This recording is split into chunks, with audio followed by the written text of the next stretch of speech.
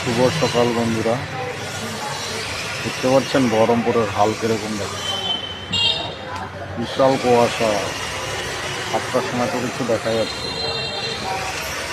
তো আমি এসেছি আজকে বহরমপুরে, কালকে অফ ছিল, কাজে আছি এখন। দেখতে পাচ্ছেন কাজ চলছে। তো সবাই সকালের টিফিন করতে গেছে, চা খেতে গেছে, আসবে সব।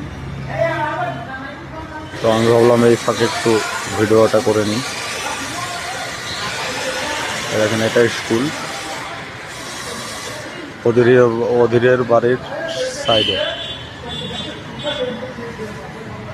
কাজ চলছে। এটা